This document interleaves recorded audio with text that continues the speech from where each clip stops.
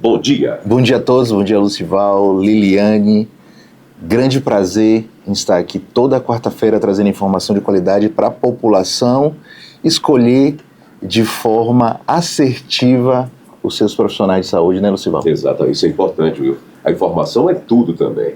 Olha, que alegria receber também aqui em nosso estúdio Joyce Gomes, fisioterapeuta dermatofuncional. Bom dia, uma alegria bom tê-la dia, aqui com a gente, dia, Joyce. tudo bem? Obrigada, uma satisfação estar aqui presente também. A alegria é toda nossa. Doutor, um tema importante hoje, né? Exatamente. A importância do intra e pós-operatório na cirurgia plástica. Vamos falar um pouco sobre esse assunto. Eu diria que em cirurgia plástica a gente sempre começa no planejamento. E um dos planejamentos que o paciente tem que ter na equipe de pós-operatório, a gente chama de reabilitação pós-operatória. No nosso caso, a gente tem 2 fisioterapeutas praticamente exclusivas em nosso instituto, que acompanha o nosso paciente em todo o pós-operatório. A gente costuma dividir o pós-operatório no pós-operatório imediato, que seria o intraoperatório, ou seja, a físio, ela começa a tratar esse paciente dentro do centro cirúrgico. O pós-operatório mediato, que é em torno de 3 a 4 dias, no caso da colocação de um tape cirúrgico, que ela vai explicar um pouquinho mais. A gente retira esse tape cirúrgico e começa a primeira reabilitação ou drenagem, né, como a população conhece. E o pós-operatório tardio, que a gente, seguindo as etapas do processo cicatricial, a gente vai acompanhar essa paciente de acordo com a sua evolução de cicatriz, no caso de uma lipo, se ela está desenvolvendo as famosas fibroses, tá? E tudo isso hoje em dia tem como se tratar e entregar para essa paciente um resultado a longo prazo muito melhor diante das tecnologias que a gente tem ao nosso favor. Não é isso, Joyce? Fala um pouquinho pra gente. Então, a fisioterapia é muito importante justamente por isso, porque ela vai cuidar do paciente não só da região operada, né? A gente tem um olhar no paciente como inteiro, porque às vezes a paciente ela cria posturas erradas, ela não respira bem, ela não sabe como higienizar a cicatriz dela. E tudo isso a gente direciona, a gente orienta, a gente tem todo esse cuidado com a paciente como um todo. E isso começa dentro do centro cirúrgico, exatamente, com a colocação do tape. A gente já começa, que é justamente isso, né? A atuação inicial, a gente leva o tape para o centro cirúrgico, a paciente ainda nem acordou, colocamos o tape, que é uma bandagem elástica, para dar um suporte nos tecidos que estão todos afastados ali, lesionados, né? Então o tape ele aproxima os tecidos, melhora a circulação sanguínea, diminui o edema, diminui a chance de ficar roxo, aquelas são as equimoses, que a gente chama de roxinhos, isso. Previne hematoma, seroma, então dá muito conforto para a paciente, é uma técnica que é muito válida e que a gente deixa aí uns 3, 4, 5, até 5 dias a gente deixa para poder começar efetivamente o pós-operatório, né? Aí a importância do intraoperatório é espetacular, né? É bom ser debatido, falado sobre essa questão, não é isso? É exatamente isso. Esse momento aí, né? É o que a gente estava conversando um pouquinho ali nos bastidores, Lucival. O sucesso de um procedimento cirúrgico, ele é feito através do estabelecimento de processos, de etapas, tá? E um dos planejamentos talvez mais importantes, quando o paciente ele decide realizar um procedimento cirúrgico, é fazer o planejamento do pós-operatório. Então, muitas vezes a paciente ela está muito focada no ato cirúrgico, tá?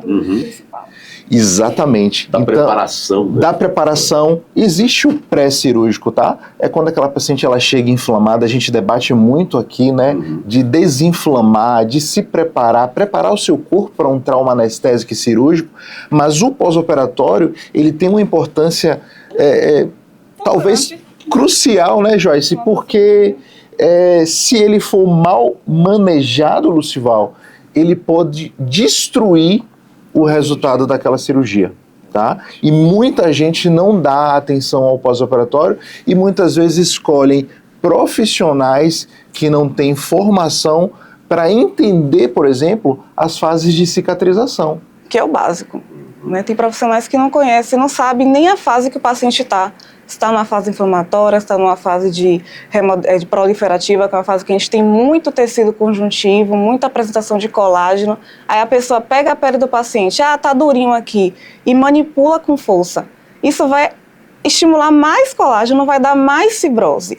Então, assim, eu já vi relatos de pacientes dizer que sente dor no atendimento. Não é para sentir dor.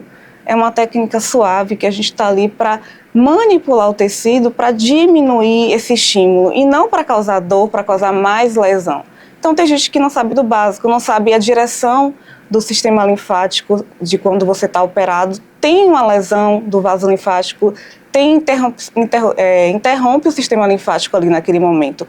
Tem gente que drena direto para a cicatriz.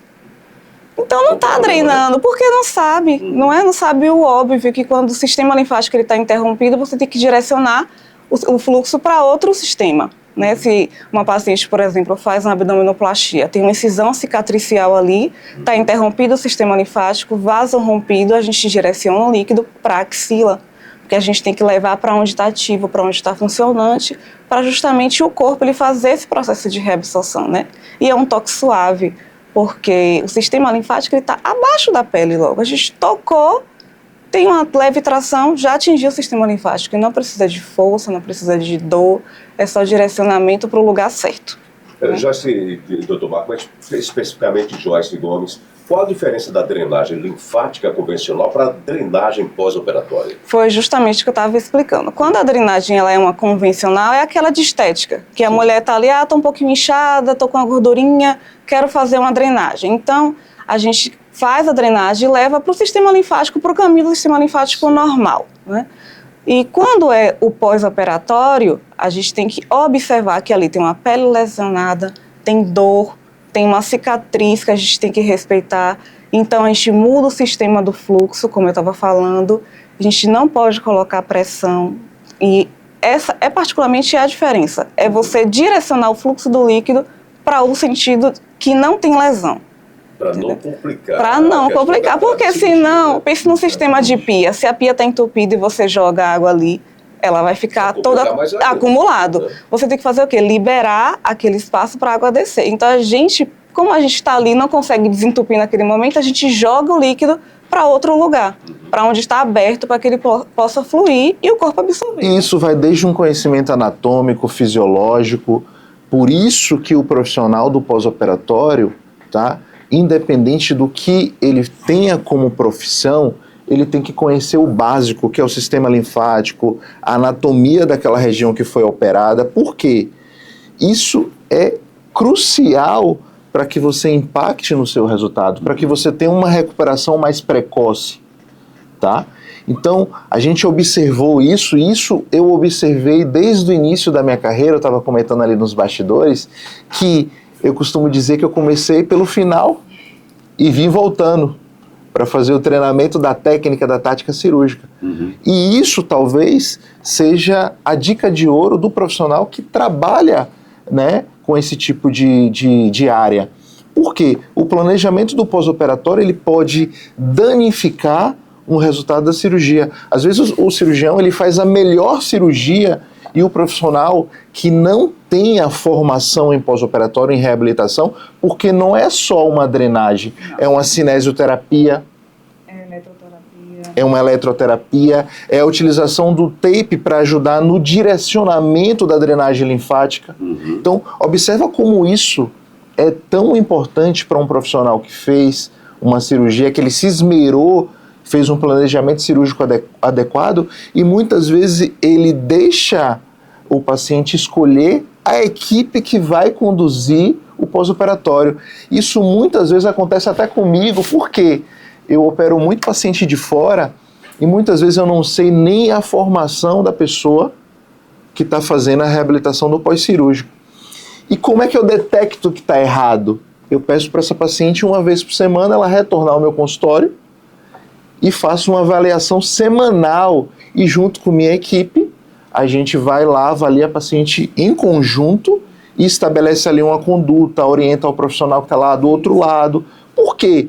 Porque muitas vezes o paciente é leigo, ele não entende, e o nosso maior interesse é que essa condução da reabilitação no pós-operatório ela seja a mais benéfica possível para o paciente que deposita a confiança em nossa equipe. E tem que ter um comprometimento também do paciente para a boa recuperação. Seguir Sim. todos os passos, né, Joyce? Todas as orientações. Todas as orientações. Isso é importante para um pós-operatório sensacional, para a recuperação, a manutenção daquele procedimento. Né? A gente orienta muito lá, eu gosto muito de orientar as pacientes. Eu até já antecipo o que elas podem sentir, porque é tudo novo, né, para as pacientes. Então eu gosto de orientar muito, dizer, ó, tal cirurgia você pode sentir isso, faz prótese. O paciente fala, eu estou sentindo muita dor na mama, pressão no peito. Isso é normal, né? Porque tem o estiramento do músculo peitoral. Então, assim, as orientações e seguir tudo direitinho, desde como cuidar da sua cicatriz, como se posicionar, como se posicionar até no carro, na hora de se transportar, como sentar em casa, tudo é muito importante. Lá a gente priorizamos as tecnologias mais importantes no início do pós, que é o laser, né, que é a fotobiomodulação, que é laser e LED. Priorizamos o laser, que é uma emissão de luz de baixa intensidade, né, uma luz terapêutica, que ajuda no reparo tecidual, melhora a circulação, acelera esse processo de cicatrização, alivia a dor.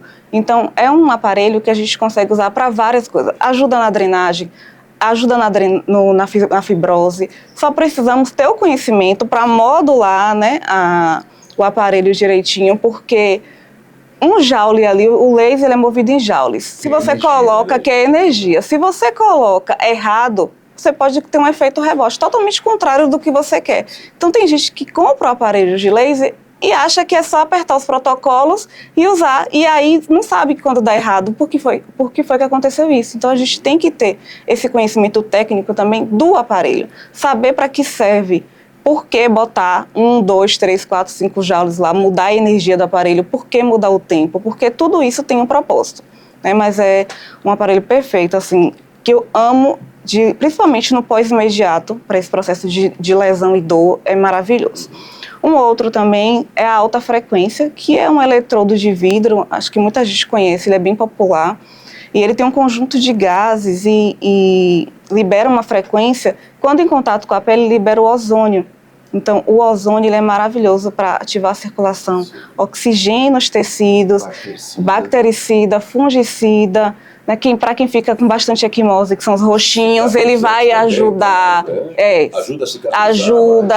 Nos roxinhos, você vê uma grande diferença para quem está com a pele bem arroxeada, passa rapidinho, vai abrindo ali, melhorando a oxigenação do tecido. Então, são aparelhos que agregam e ajudam muito na nossa conduta, né? Porque a fisioterapia não é só uma drenagem, né? Como eu falei, a gente avalia o paciente como um todo e utiliza de outras técnicas, que às vezes a mão, ela entra pouco, vai no final, assim, do procedimento.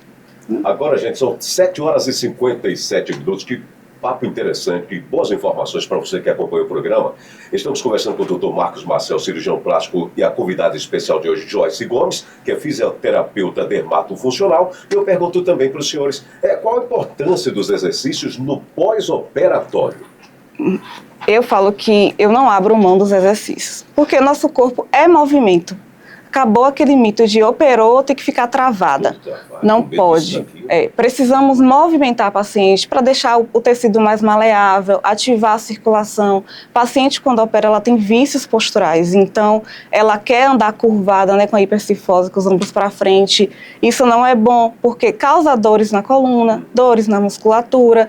O paciente quer respirar curtinho, né? Uma respiração superficial, isso aí pode causar colabamento do pulmão, que o pulmão ele precisa ter uma ventilação completa, então ela tem que respirar fundo. Então lá a gente preza muito em trabalhar exercícios terapêuticos para ensinar a postura, fazer com que ela respire profundamente, porque também ativa o sistema linfático, já atua melhorando na drenagem, ensinar como ela deve se movimentar, o quanto ela pode mover. Cada cirurgia, a paciente ela tem uma liberdade de movimentos e a gente tem que apresentar isso para ela não ficar restrita.